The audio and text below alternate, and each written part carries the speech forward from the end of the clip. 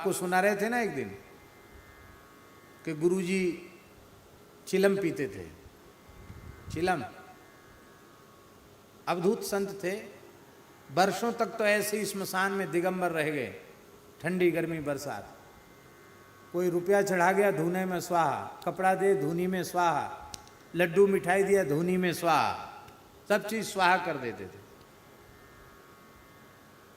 एक गौ माता थी जीजा माँ, जीजा माई, वो आकर खड़ी हो जाती थी ऊपर से, जब भयंकर गर्मी होती तो गाय उनको छाया देती थी, और गाय उनसे बातचीत करती थी जैसे हम बोल रहे हैं ऐसे, दूसरे लोगों से भी बातचीत करने लग गई गाय। तब उन्होंने कहा माताजी कलयुग है, ऐसे लोगों को मत। लोग उससे सट्टे का नंबर पूछने लग गए, गाय से सट्टे का नंबर बताओ। बोले लोग परेशान कर देंगे, आप बोलना बंद कर दो। जीजा महारानी गौ माता।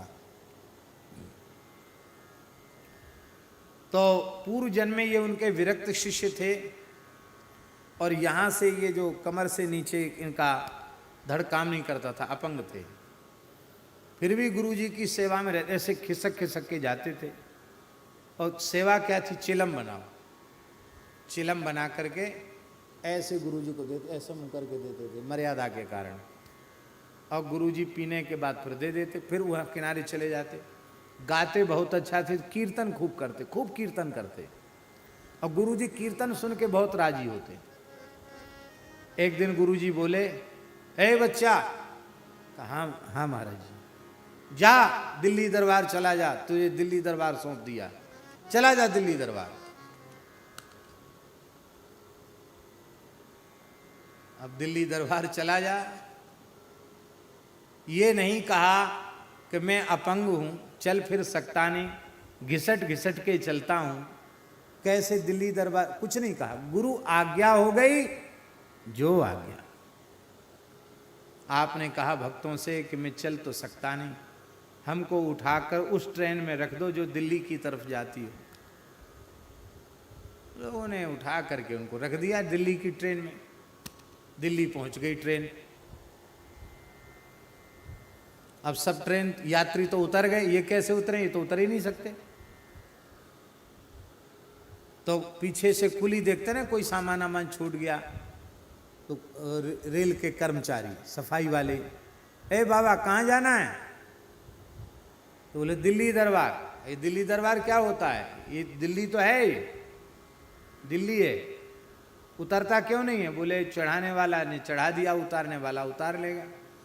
अब न चढ़ सकते न उतर सकते, उनका कहने का मतलब, चढ़ाने वाले ने चढ़ा दिया, उतारने वाला उतार लेगा। लोगों ने उठा करके उनको उतार के प्लेटफार्म पर रख दिया। प्लेटफार्म में पुलिस ने पूछा, है बाबा कहाँ से आए हो, कहाँ जाना है? दिल्ली दरबार। अरे बोले पागल है। उन्होंने, पुलिस वालों ने उठा के स्टेशन के बाहर रख दिया। तो एक ठिलिया वाला, ठिलिया जानते ना, 4 पहिया की ठिलिया होती, उसमें गन्ना बेचने वाला, गनेरी बेचने वाला, उसके पास बिठा दिया, उसकी ठिलिया के पास, चबूतरा जैसा था, उस पर बिठा दिया, बैठ गए। और वो गनेरी वाला आवाज लगाए, ठंडी मीठी गनेरी लो, ठंडी मीठी गनेरी। ये भी बीच बीच में आवाज लगे, ठंडी मीठी गनेरी लो, ठंडी मीठी गनेरी। तो दुकानदार ने सोचा, गरीब आदमी था बेचारा, उसने कहा तो बाबा बड़ा अच्छा है हमारी, और जब से ये बैठा तब से हमारा गन्ना बिक खूब रहा है, हमको मुनाफा हो रहा है। साधुते होए ना कारज हानि। तो संत की तो महिमा ही ऐसी है, साधुते होए ना कारज हानि। तो उसने प्रेम दिया, स्नेह दिया, और ये बैठकर उसकी गनेरी छील देते, छिलका उतार देते न, छोटे छोटे टुकड़े बना लेते और बेचते। अब वो फिर चला जाता, खाने को भी वो दे देता, खा लेते। धीरे धीरे उसका प्रेम और जग गया। बोले बाबा यहाँ आप पड़े रहते हो, दिन भर हमारा गन्ना बिकवाते हो, हमारे घर चलो। कि जैसी राम जी की इच्छा। तो ठिलिया पे बिठा के ले गया। घर तो था ही नहीं, झोपड़पट्टी वाले लोग थे। तो टीन का ऐसा बना के रखा था, बाहर टाट लगा था, छोटा सा कमरा था, रहने की जगह तो थी नहीं।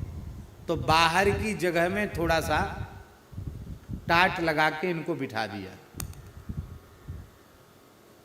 तो रात में ये वहाँ रहते, रात को खूब कीर्तन करते। तुलसीदास जी, मीराबाई, कबीरदास जी, रैदास जी और नरसिंह मेहता, इनके पदों को गाते, गा करके प्रेम विभोर हो जाते। लोगों ने कहा, टोला मोहल्ले के लोगों ने कहा कि कौन से बाबा जी को पकड़ के लाए, सोता ही नहीं, पूरी रात कीर्तन करता है, गाता है, और दिन में आपके साथ जाके जो है वो गन्ना बिछवाता है। फिर सवेरा हो तो कहें हमको ले चलो, गन्ना बेचेंगे, तो फिर ठिलिया में बिठा के वहीं स्टेशन फिर ले जाते। ठंडी मीठी गनेरी लो, ठंडी मीठी गनेरी, आवाज़ लगाते रहते। और जब वहाँ से लौट के आए तो अभी 3-4 ही दिन हुआ था महाराज जी कि सोमवती अमावस्या आई। बोले यमुना जी कितनी दूर है? बोले यमुना जी थोड़ी दूर हैं। बोले हमको यमुना जी ले चलो।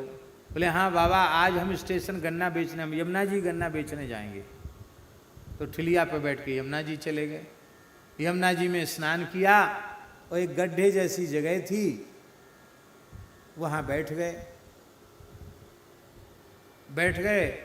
बोले गुरुजी ने जो संकेत किया था वो जगह आ गई है, अब तुम जाओ, अब हमारा तुम्हारा यहीं तक का था, अब तुम जाओ, हम दिल्ली दरबार आ गए। अरे महाराज ये खुले आकाश के नीचे कहाँ खाने का, पीने का, रहने का? बोले नहीं अब तुम जाओ।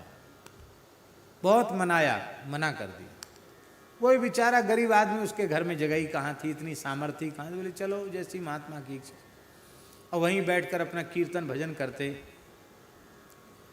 वहाँ भी चमत्कार होने लग गया, लोगों की इच्छाएं कामनाएं पूरी। बाबा हमारी नौकरी छूट गई है, राम राम राम राम राम राम, जय श्री दादाजी की, धूने वाले दादाजी की, जय गुरुदेव, ऐसी कुछ कह देते, हो जाता।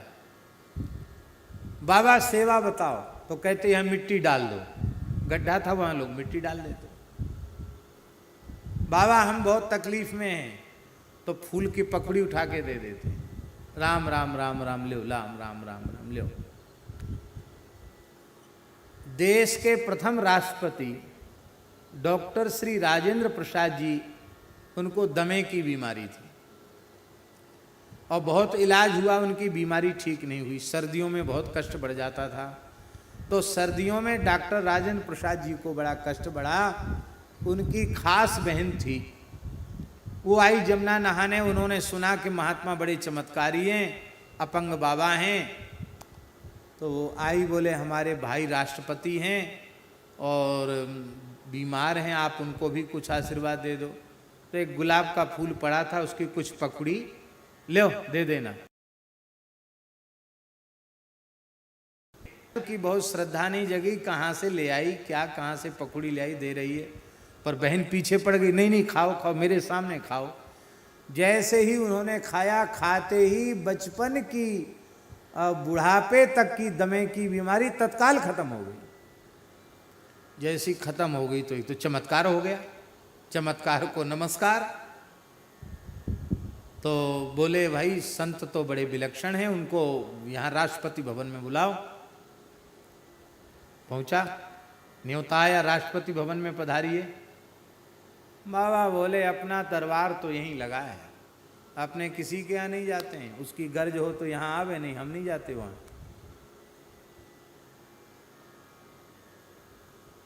डॉक्टर राजेंद्र प्रसाद जी प्रथम राष्ट्रपति दर्शन करने आए, और जब राष्ट्रपति दर्शन करने आएगा तो उसके पहले सारी व्यवस्था हो जाएगी। वो जगह अलाट हो गई, सारा गड्ढा भर गया, रोड बने, सब काम हो गया महाराज। आज वहाँ भव्य स्थान बनाओ, निगमबोध घाट पर, धर्म संघ विद्यालय से सटी हुई जगह है। और गुरुजी अभी विराजमान ही थे नर्मदा किनारे, उनके सामने ही सिद्ध हो गए और शरीर भी पूरा हो गया।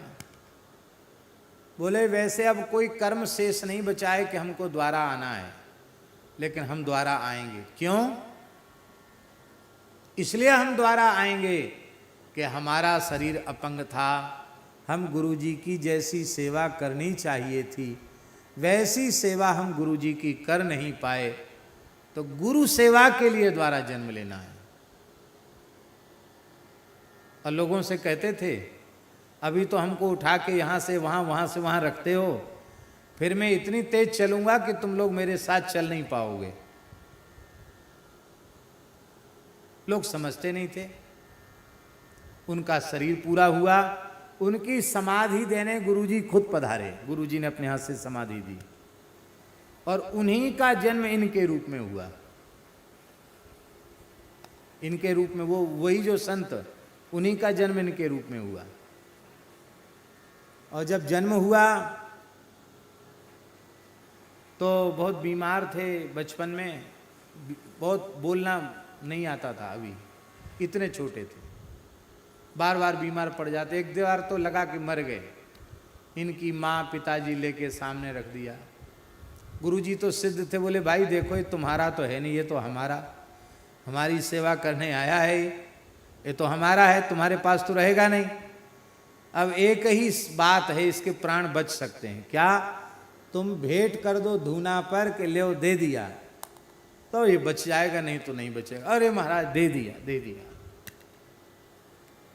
तो उस बचपन से ये तो पूर्व की स्मृतियां, ऐसे सिद्ध पुरुष गुरुजी थे। हम लोग कहते हैं पर मानते नहीं। कहो भले ही मत, पर हृदय से मानो। गोस्वामी जी क्या कहते हैं, भगवान श्री कृष्ण क्या कह रहे हैं श्रीमद् भागवत में? आचार्यम माम बिजानीयात नावमन्येत करहिचित न मर्त्य बुद्ध्या सूये तो सर्वदेव मयो गुरु। आचार्य को, गुरु को मेरा ही स्वरूप स्वीकार करो, मानो। किसी भी अवस्था में गुरु तत्व का तिरस्कार मत करो, अवमानना मत करो। अवमानना कैसे होगी? बोले उनमें गुण दोष दिखाई पड़ेंगे तो उनका तिरस्कार होगा, उनकी अवमानना होगी। गुण दोष क्यों दिखाई पड़ेंगे? बोले उनमें मरण धर्मा मनुष्य की बुद्धि होगी तो दोष दृष्टि रहेगी, दोष दृष्टि से बच नहीं सकते। इसलिए न मर्त्य बुद्ध्या सूये, तो ये मरण धर्मा मनुष्य हैं, ये विचार ही त्याग दो, क्योंकि सर्वदेवमयो गुरु, गुरु सर्वदेवमय है। तो भक्त भक्ति, तो गोस्वामी जी इसी सिद्धांत को मानते हैं। क्या कहा गोस्वामी जी ने? हम नित्य वंदना में बोलते हैं, हमको बहुत प्रिय लगता है। बंदौ गुरुपद कंज, किन गुरु के पद कंज बंदो? बंदौ गुरुपद कंज कृपा सिंधु नर रूप हरि, महामोह तम पुंज जासु बचन रवि कर निकर। ये साक्षात श्री हरि ही है। इसलिए